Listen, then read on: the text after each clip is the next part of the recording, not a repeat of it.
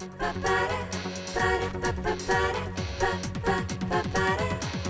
आसमां, छोड़ो छोड़ो आसमां।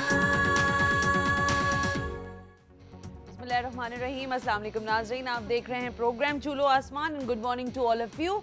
मॉर्निंग शो में आपके साथ एक मरतबा फिर आपकी मेज़बान सना हाशमी आप लोगों के साथ है और मुझे उम्मीद है कि आप लोग भी मेरे साथ ज़रूर होंगे। आपकी मॉर्निंग अच्छी गुजरी होगी अब तक, और अब जितनी आपकी गुजरने वाली हमारी कोशिश है कि हम उसको भी बेहतर कर सकें। आपका फीडबैक ज़रूर हमें चाहिए होगा थ्रू आउट द प्रोग्राम, सो आप हमें कॉल कीजिए। हमारा कॉलिंग नंबर ऑन कर दिया गया है। गुफ्तगू का आगाज़ या आज की बात का आगाज़, प्रोग्राम का आगाज़ किस बात से कर रहे हैं?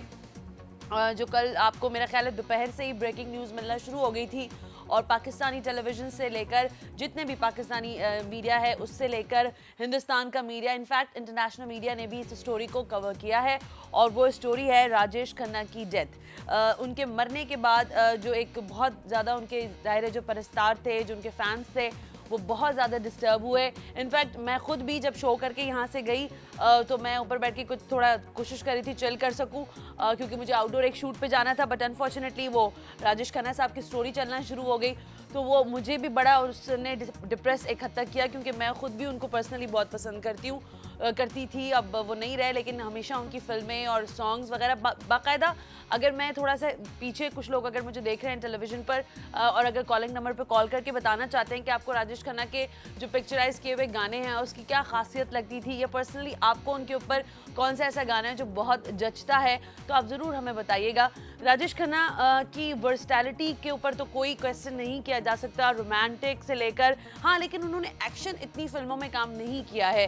उसकी वजह ये थी कि उनका मिजाज काफ़ी धीमा था। जो फिल्म आनंद की बात होती है उसके बारे से एक बड़ी इंटरेस्टिंग हिस्ट्री है, वो मैं चाहती हूँ आपके साथ शेयर करूँ। जिस वक्त डेथ हो रही होती है राजेश खन्ना की उस सीन के अंदर, और अमिताभ बच्चन वहाँ होते हैं साथ उनके, और वो बाबू मोशाय करके आवाज़ लगाते हैं उनको, तो बाबू मोशाय के बाद जो सीन हो रहा था उसमें जिस तरह से डिलीवरी दी अमिताभ बच्चन साहब ने, तो राजेश खन्ना ने आफ्टर द सीन डायरेक्टर को ये कहा कि बहुत मुश्किल कर दिया है तुम लोगों ने मेरे लिए। तो वो डायरेक्टर परेशान हो गए, उन्होंने कहा क्या मतलब है काका, क्या कहना चाहते हैं, क्योंकि प्यार से राजेश खन्ना को काका भी कहा जाता था।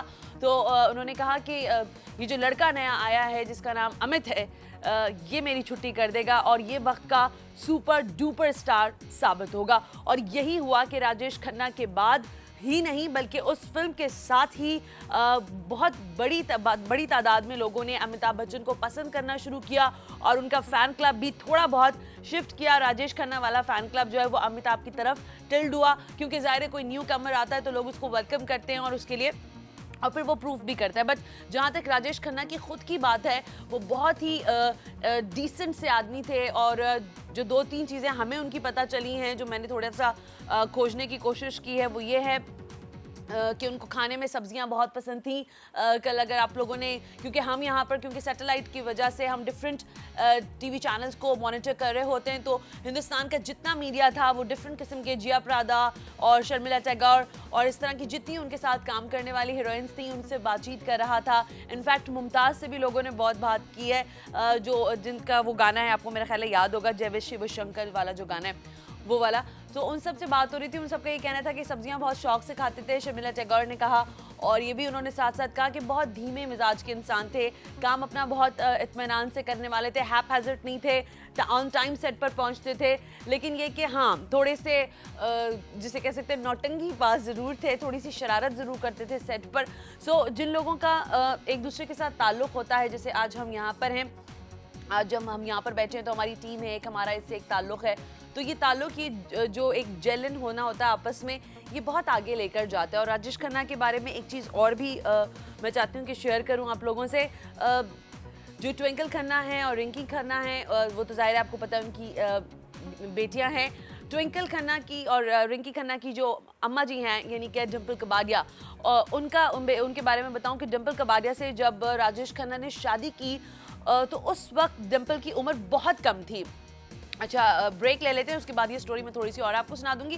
ब्रेक के बाद वापस आएंगे, मुझे उम्मीद है आप हमारे साथ होंगे। और आज आपने हमें ज़रूर कॉल करनी है क्योंकि हारिस अज़मी साहब आ रहे हैं, आपको एस्ट्रोलॉजी के बारे में उनसे यकीनन बहुत सारी बातें करनी होंगी। सो आज का दिन उनके नाम कर देते हैं।